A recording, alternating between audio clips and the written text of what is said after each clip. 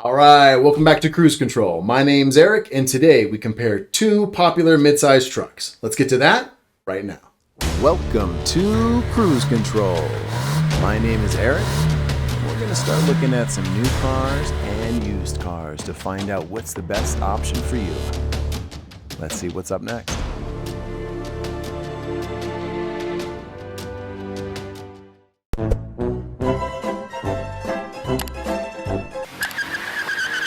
You guys have probably already guessed which two midsize trucks we're looking at today. Of course, the Toyota Tacoma is involved because that wouldn't be a video on midsize trucks if that wasn't included. And now we're going to bring up the Nissan Frontier. Hold on, before you guys chuckle, the new Frontier is actually pretty cool. I actually like it a lot. We're going to build them up both the way that I would buy them. I'm not. I'm just saying if I were to buy them, this is how I would build my specs. And I'm going to pick the winner, and the winner may surprise you in certain scenarios. So let's get to that real quick. Let's go ahead and based on looks, on the exterior alone, I'm actually going to give it to the Frontier. I actually think the new Frontier looks really cool.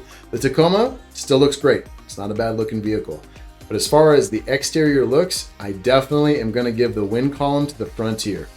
The inside, they're both all right. I might give a slight edge to the Tacoma, but neither one of them are right to write home about. So I may give that to the Tacoma. Let's get to horsepower and torque. So the winner in this is going to be the Frontier, 310 horsepower versus the horsepower in the Tacoma, 278. Torque, also the Frontier is going to win, 281 foot-pounds of torque versus the Tacoma with 265. 0 to 60 time though, they're actually very close. You would think with so much extra horsepower, the Frontier would run away with it, but they're pretty close. The Tacoma is 7.6 to 60. The Frontier is 7.3. The quarter mile, the Tacoma is at 15.9, and the Frontier is at 15.7. So yeah, the Frontier is a little bit faster, but honestly, with that much extra horsepower, I was expecting a little bit more. As far as the towing and the fuel economy, they're very evenly matched. The Tacoma barely is a little bit more fuel efficient, 18 in the city versus 17 for the Frontier, both capped out at 22 on the highway, and the Tacoma averages 20 versus the Frontier averages 19. So really close across the board. Towing, very similar. So in the spec that I built, because this is going to range based on the specs that you built, I built the TRD 4x4 on the Tacoma, and I built the Nissan Frontier Pro 4X on the Frontier. So with those two, you're at 6,400 pounds of towing in the Tacoma and 6,270 in the Frontier. Payload capacity, 1155 in the Tacoma and 1230 in the Frontier.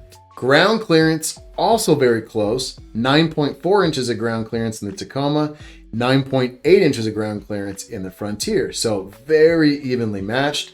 Both come with about a 5-foot bed. I looked at the specs though, it says 5-foot bed in the Frontier, but it's actually just a little bit under. It's more like 4'9". But you also have an option for a 6-foot bed on the Tacoma, and that may be worse for off-roading because of the length and where you might get stuck. But for practicality, I would rather have the 6-foot bed. So I would actually option the TRD 4x4 with that 6-foot bed.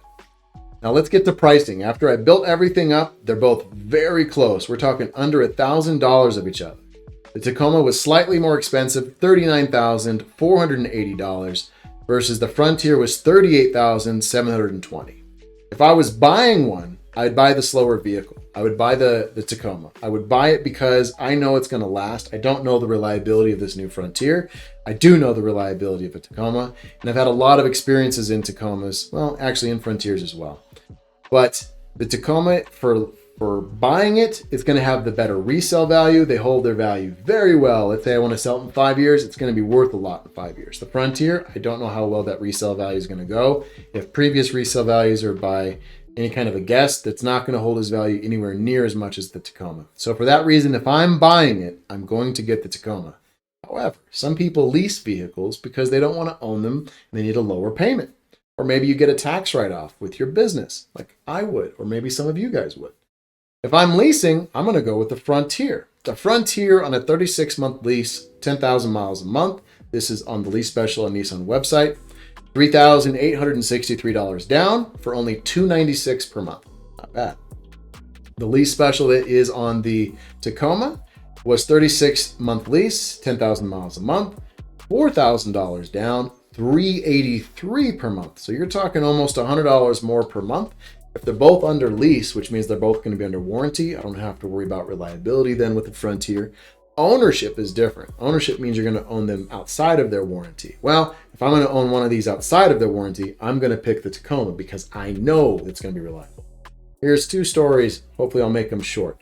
One, I used to sell Nissans. In 2002, I sold Nissans, and so I have some experience with Nissans as far as how they really are on reliability and things of that nature. So I got to drive all the vehicles, see how they really were, see how many of them were in the shop in the back and what was going on. And I worked for a big Nissan dealership in the state of California. So I have that experience with Nissan. With Toyota, man, I'm a desert rat. And so I grew up in Southern California, and I used to go to a place called Superstition Mountains. My buddy and I, we would take out a Tacoma, and all the big 4x4 trucks from Ford, Chevy, and Dodge would point and laugh like, oh, look at that little Tacoma. It's not going to be able to do what we can do. Not only did it supersede what they thought, we actually outdid the big 4x4s because it was lighter weight, so it could go in other places, and it was fantastic. That Tacoma would just never die. It was fantastic. So I got a lot of love for the Tacoma based on what I was able to do in the desert. Now, I've owned a couple of trucks. I owned a Ford F-150 and a Chevy Silverado. Those were my personal trucks. And I always have my quad in the bed of the truck. So we would just go right after work, already preloaded, go in off-road, build a campfire. I'd sleep in the bed of my truck. That was my life for a decade at least. It was fantastic. I loved it. Now that I have kids and things of that nature, I would like to get them like a side-by-side. I don't want to buy quads for everybody. That's going to be a little bit too much. And I don't want a gas-powered truck. So this would have been me before EVs were starting to come out. I would have liked maybe one of these two trucks. But really, the truck that I'm looking forward to the most is the Ford Lightning. And I'm sure eventually there's going to be an EV Tacoma and an EV Frontier as the future goes. But I'm looking forward to being able to drive a truck and not have to pay the gas penalty. Is that something that you guys are going to look forward to? Would you guys rather get a Tacoma, a Frontier, an EV truck? You guys tell me which trucks you guys would get down below. This is going to be a really interesting choice because both of them look very good. They're both going to have similar performance. So I'm interested to hear what you guys have to say.